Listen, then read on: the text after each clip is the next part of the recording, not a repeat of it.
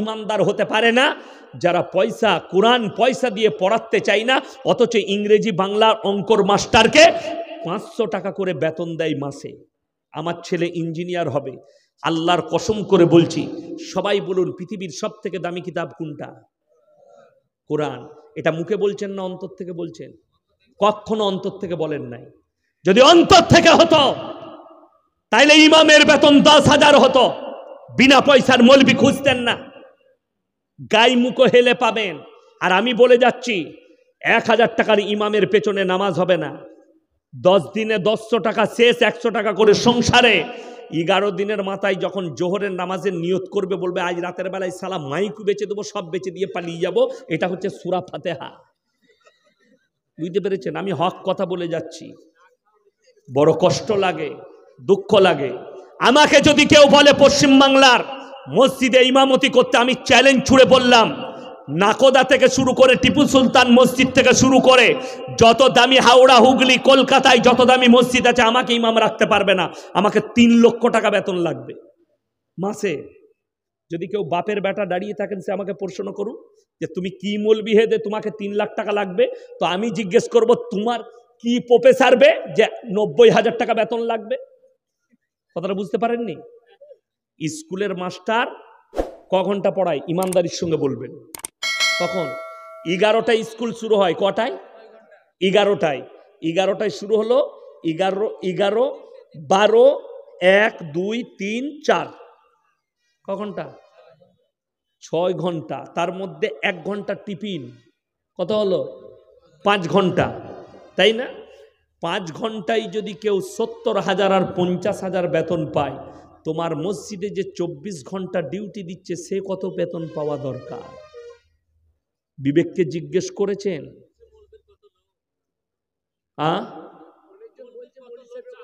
ও চাইলে বলছে মৌলবীর লোক। তো যদি হিম্মত থাকে বলে দাও সরকারি বেতন মাস্টাররা দিবে কেন? বড় কষ্ট লাগে। শুনেলেন? আমি চ্যালেঞ্জ ছুড়ে যাচ্ছি এই গদনপাড়ার মাটিতে, যারা ডাক্তার আছে, মাস্টার আছে, প্রফেসর আছে, তারা কাগজ থাকে তা নোট করুন। কাল থেকে এই মাদ্রাসাগুলোয় আর জায়গা থাকবে না। প্রত্যেকটা মাদ্রাসায় ছেলে নিতে পারবে না। যদি খালি বলে ইমামের বেতন 50,000, মাদ্রাসার মৌলবীর বেতন 50,000 টাকা, এরা বলবে হুজুর আমার একটা ছেলেকে মৌলবি করে দেন, রাঁধা ভাত পাবে, 50,000 বেতন পাবে। সবাই জানে মাদ্রাসায় মৌলবি হলে দৌড়ে দৌড়ে চাল আদায় করবে আর ইমামতি করবে 2,500, 5,000-এ। মৌলবি করে লাভ নাই। ছেলেকে ডাক্তার মাস্টার কর, অনেক টাকা ইনকাম করবে। তুমি তোমার হৃদয়কে জিজ্ঞেস করো, তুমি আল্লাহকে ভালোবাসো না, কোরআনকে ভালোবাসো না, দুনিয়া ভালোবাসো?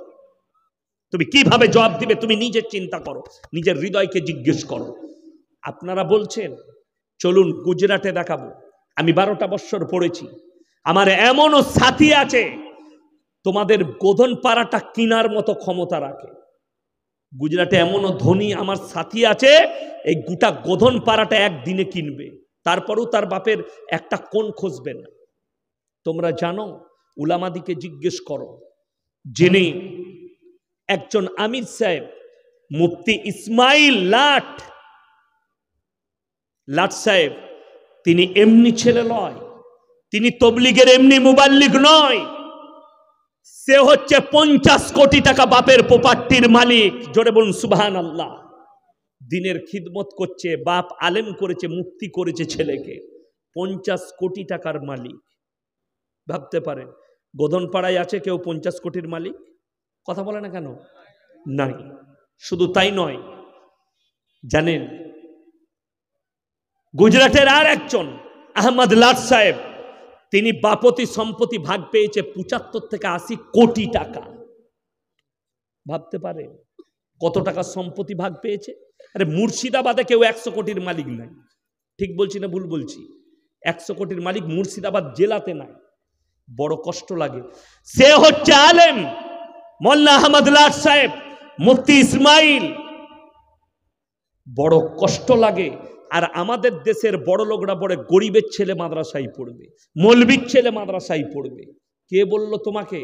আপনার ছেলে হাফিজে কোরআন হয়ে ডাক্তার হবে, হাফিজে কোরআন হয়ে মাস্টার হবে, সে কোনোদিন নিজের জমিরকে বিক্রি করবে না। আজকে বলে দিই, আমি চ্যালেঞ্জ করছি, বহরমপুরের যতগুলো ডাক্তার আছে তাদেরকে বলবেন আর আমার এই ভিডিওটা দেখাবেন। আমি চ্যালেঞ্জ ছুড়ে গেলাম গোদনপাড়ার মাটিতে, এরা সব নেমোখারাম মুসলমান হওয়ার পরেও। যদি বলেন কেন, তাদেরকে জিজ্ঞেস করো যে তোর দাদির জন্ম, তোর বাপের জন্ম কি করে হয়েছিল, সিজার করে না নর্মালি? এরা বলছে সিজার করা বাচ্চার ব্রেন ভালো, ব্রেন তেজ হয়। সেই মূর্খ ডাক্তারকে বলছি, একটা MA পাস ছেলে এই বছরে যে MA করেছে তাকে নিয়ে আসুন, তাকে যদি একটা অঙ্ক দেবো, সে যদি ক্যালকুলেটর না খুলে তো আমি কানটা কেটে ফেলে দেবো। যান, ক্যালকুলেটর খুলতে হবে। হ্যাঁ, কত বছর আগে, 50 বছর আগে পড়েছে, তোর দাদুকে জিজ্ঞেস কর। বর্ধমানে একটা দোকান আছে, ওষুধের দোকান, কি বুঝলেন, ওষুধের দোকানের নাম হচ্ছে শ্রীচরণ সাধু মেডিকেল হল। যে ব্যাঙ্গালোরের ওষুধও ওই দোকানে পাওয়া যায়, কলকাতায় যেটা পাওয়া যাবে না ওনার কাছে পাওয়া যাবে। বিরাট দোকান, সব থেকে বড় দোকান, ব্যাঙ্গালোরের ওষুধও পাওয়া যায়। সেই দোকানে আমি একবার ওষুধ আনতে গেছি, তো কিছু ওষুধ নিয়েছি। আমি বললাম, দাদা ক্যালকুলেটারে একবার হিসেবটা দেখেন না। সে আমার দিকে তাকালো, বয়স্ক লোক, আমার বাপের বয়সী। কি করো তুমি? আমি জলসা ফলসা করি, মাদ্রাসার শিক্ষক। চুপ করে দাঁড়াও। 725 টাকা দাও মুখেতে। আর একটা MA পাস ছেলেকে যদি বলেন যে একবারে হিসেবটা করে দাও, তো তখন ক্যালকুলেটর করে ইন্টু মাইনাস প্লাস, তুই যে MA পাসবে বলছিলি যে। সিজারের ছেলের ব্রেন ভালো। আপনাকে আমি চ্যালেঞ্জ ছুড়ে বলে দিচ্ছি, কিয়ামতের আলামতের মধ্যে বড় আলামত, সব থেকে বড় পাপ যেটা এসছে এই মোবাইলটা। এই মোবাইল যে বাচ্চাদের হাতে উঠে গেছে, সেই বাচ্চার ব্রেনটা হ্যাং করবে, পড়ালেখা ঢুকবে না। আমি চ্যালেঞ্জ ছুড়ে বলছি, মাদ্রাসায় পড়াশোনা তো চলছে, আমিও একজন মাদ্রাসার শিক্ষক, আমিও আমার আব্বার মাদ্রাসার একজন জিম্মেদার, বড় মাদ্রাসা আমাদের। আমি চ্যালেঞ্জ ছুড়ে বলছি, মাদ্রাসায় পড়াও চলবে, কোরআনের তালিমও চলবে, তালবিলিমও তৈরি হবে, কিন্তু যে মৌলবি দেখছো সে মৌলবি তৈরি হওয়া মুশকিল হবে। এই মালগুলো চলে গেলে সে মাল হবে না। এখন তো সব মোবাইল ঘাঁটা মৌলবি হবে। আমরা যদি বলি মোবাইল রাখতে পাবে না, সব ছেলেরা চলে যাবে। মারা মোবাইল দিয়ে দিচ্ছে, গার্জেনরা কি করবেন?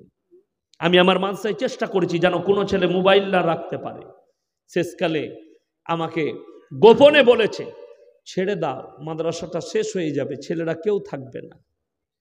আমি নিরুপায়, নাহলে আমার ডিসিপ্লিন, যারা আমার কাছে পড়েছে আমার প্রথম জীবনে, তারা মৃত্যুকাল পর্যন্ত আমাকে মনে রাখবে, আমার খব তাদের মনে থাকবে।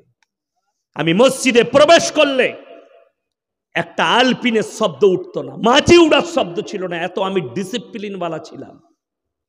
আজকে আমি অসহায়। কেন? রাবেতা বোর্ড বলে দিয়েছে বাচ্চাদিকে মারতে পাবে না, ছড়ি নামিয়ে লাও।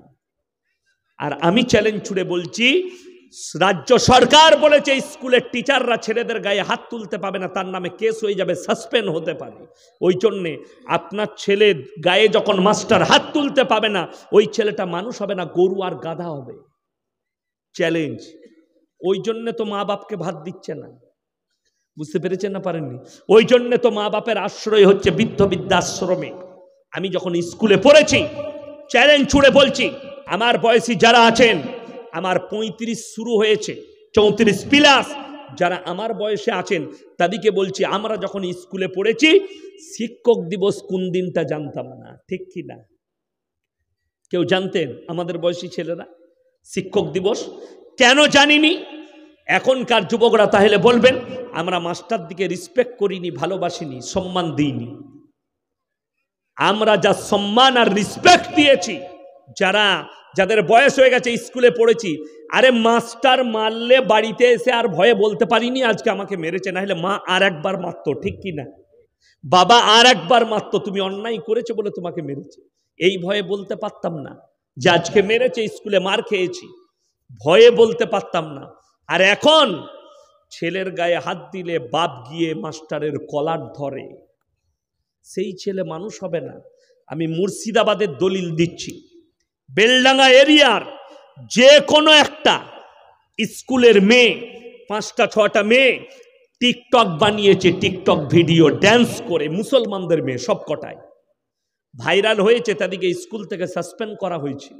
শুধু তাই নয়, যতগুলো কলেজ আছে, ইসলামপুরে তো কলেজ নেই, আছে ইসলামপুরে কলেজ আছে, যারা আমার কথা বিশ্বাস হয় না তারা নিজের চোখে দেখবেন।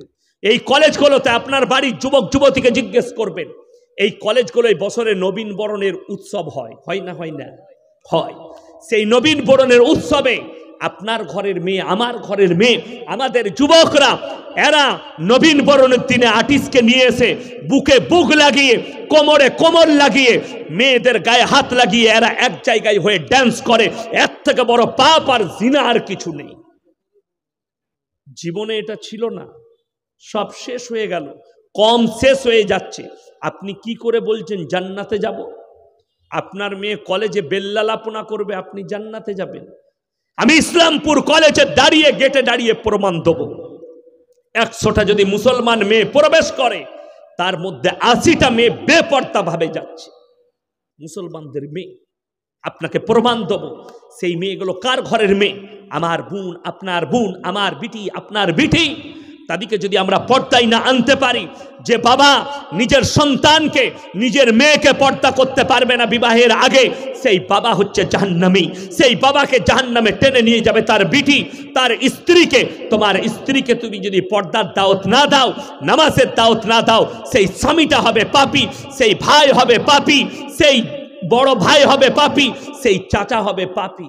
আপনি দিতে পাচ্ছেন না দাওয়াত, সবাই নিয়ত করুন, আমার মা বোনের দিকে আমরা হেফাজত করবো, জোরে বলুন আল্লাহুম্মা আমিন। আপনারা দেখেন কত বড় বড় বিপত্তি। আমি কালকে জলসাই বলেছি, আজকে আবার বলে যাচ্ছি আপনাদের।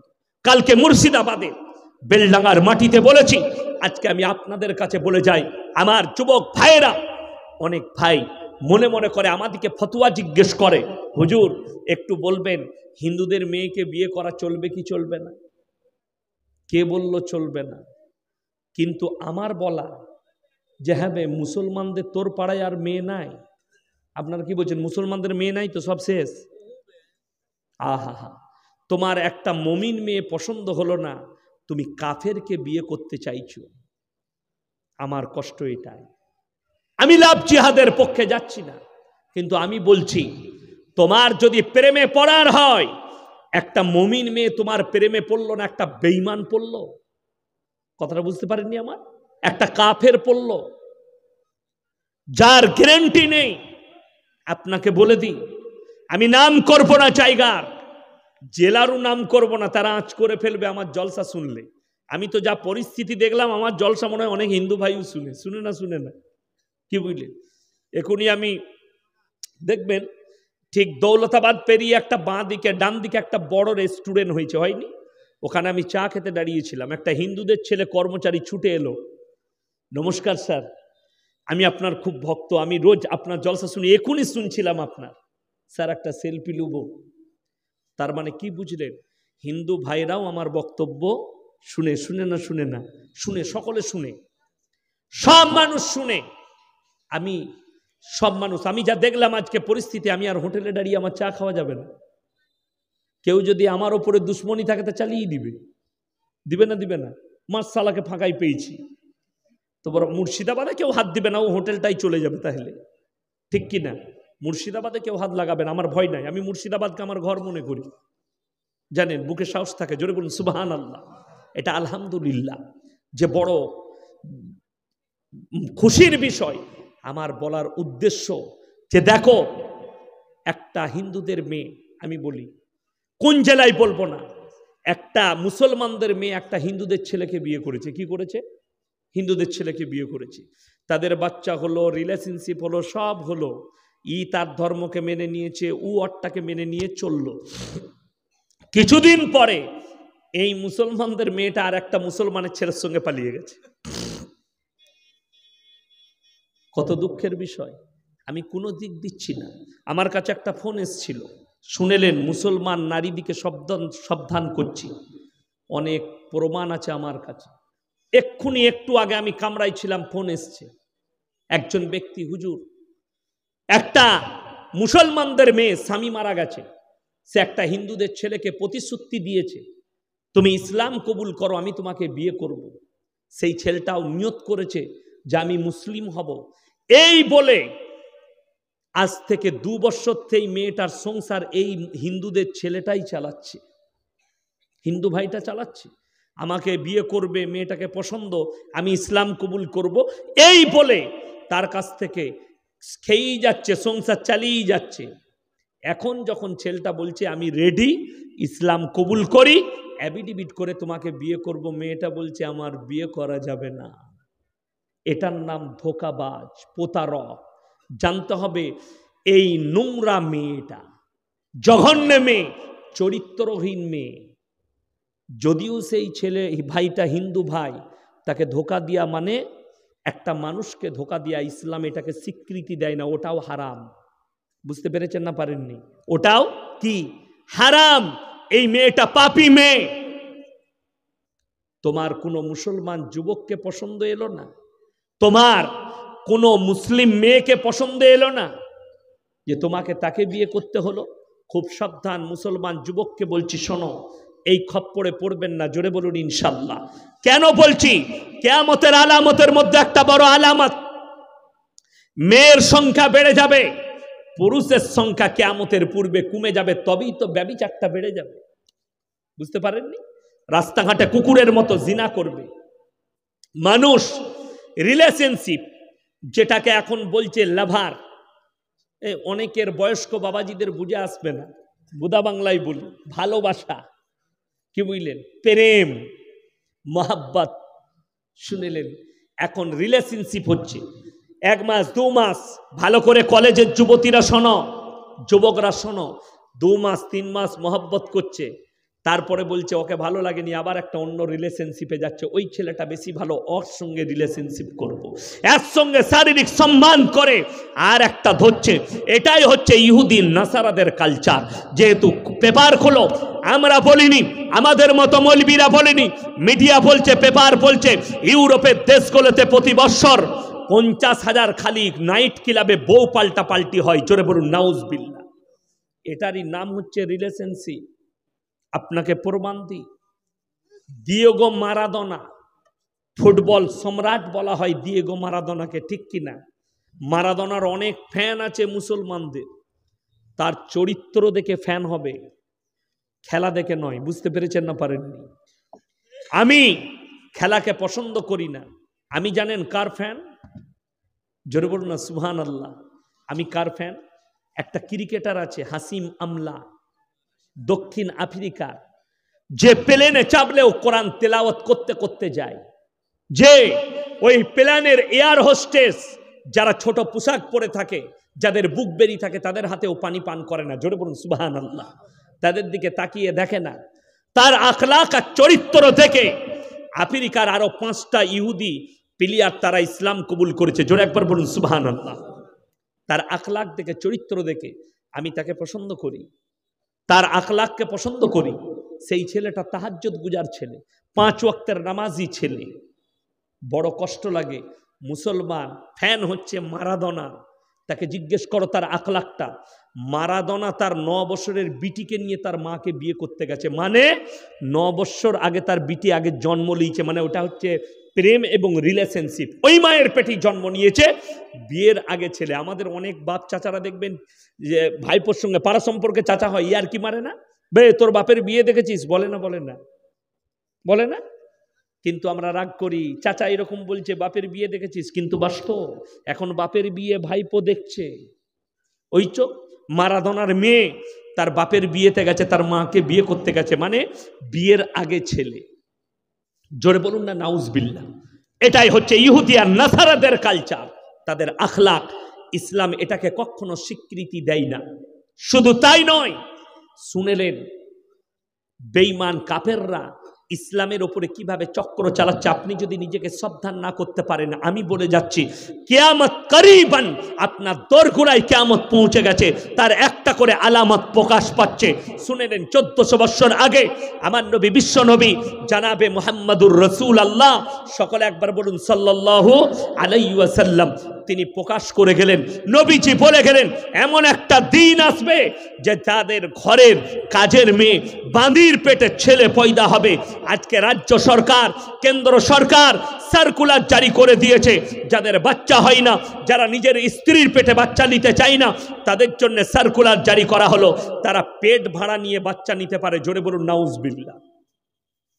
আর আমি আপনাকে চ্যালেঞ্জ দিলাম, যেসব বদ্দিন মেয়ে আছে, বদ্দিন মুসলমান আছে, যাদের মধ্যে ইমানের চিত্ত নাই, তারা এই ধরনের পাপগুলোতে লিপ্ত হয়ে যাবে, ঠিক কি না? তারা এই ধরনের পাপগুলোই লিপ্ত হবে আর মনে করবে এগুলো পাপ নয়, এগুলো ভালো কাজ।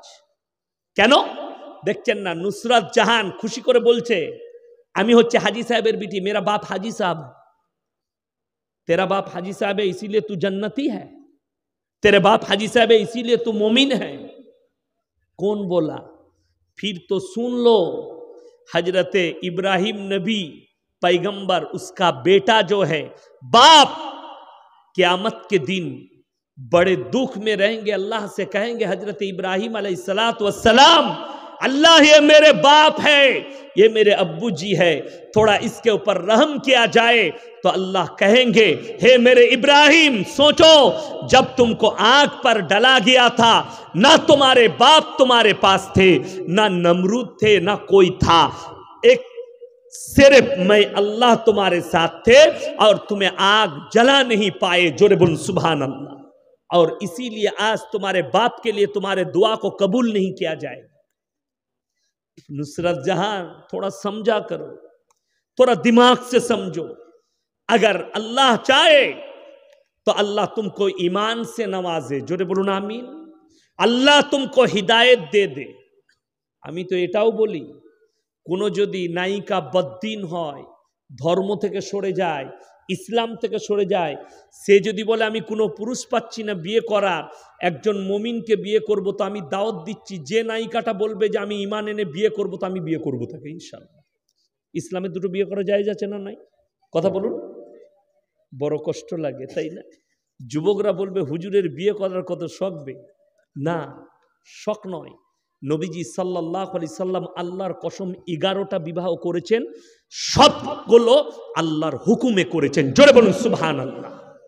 11টা বিবাহের মধ্যে 10টা বিধবাকে বিয়ে করেছেন নবীজি সাল্লাল্লাহু আলাইহি সাল্লাম।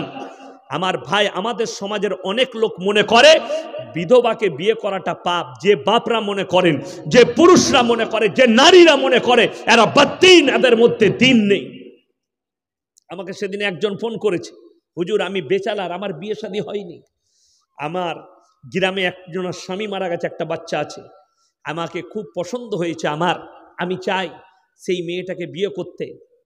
আমাদের কিছু লোক বলছে এই ধরনের বিয়ে করলে তুমি বেচালার ছেলে, তুমি একটা বিধবাকে কেন বিয়ে করবে? যারা যদি বাপ হয় কিংবা মা হয় যদি বলে, তা তারা 100% পাপী। আমার নবীজি সাল্লাল্লাহু আলাইহি সাল্লাম বেচালার ছিলেন না? ছিলেন না? এ কথা বলেন না কেন? নবীজি অবিবাহিত ছিলেন। নবীজি সাল্লাল্লাহু আলাইহি সাল্লামের বয়স মাত্র 25 বছর। জোরে বলুন সুবহানাল্লাহ।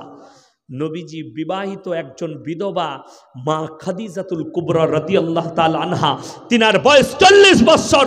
নবীজি বিয়ে করে পৃথিবীর মানুষকে নসিহত দিলেন, এই বিধবাটা ডাস্টবিনে ফেলার জন্য নয়, ব্যভিচার করার জন্য নয়, রাস্তায় ঘুরে বেড়াবার জন্য নয়, তাদেরকে বিবাহ করো, নিকাহ করে স্বীকৃতি দাও, এটাই হচ্ছে ইসলামের আদর্শ। জোরে বলুন সুবহানাল্লাহ। যদি তোমার পছন্দ হয়, আল্লাহ কোরআনে বলেছেন সূরা নিসায়, যদি তুমি বেচালার হও আর তোমার যদি পছন্দ হয়, সেই বিধবাকে বিয়ে করলে আর মধ্যেও আল্লাহ খায়ের বরকত রেখেছে। জোরে বলুন সুবহানাল্লাহ।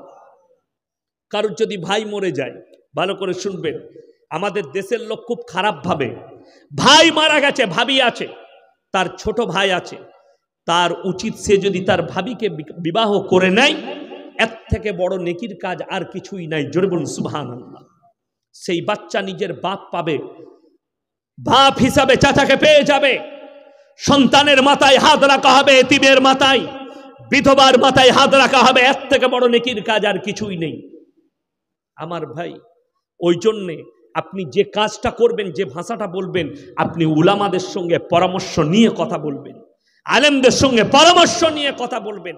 নিজের ব্যক্তিগত জীবন নিয়ে যদি কথা বলে ফেলেন, নিজের যুক্তিতে যদি কথা বলে ফেলেন, আর ওটা যদি ইসলাম বিরোধী হয়, নবীজির আদর্শ বিরোধী হয়, যারা মনে করেন একটা বেচালার ছেলে সে বিধবাকে বিয়ে করবে, কেন তার বিধবাকে বিয়ে করা যাবে না, তাহলে তোমার নবীজির বিরোধিতা করা হবে। আল্লাহ নবী সাল্লাল্লাহু আলাইহি সাল্লাম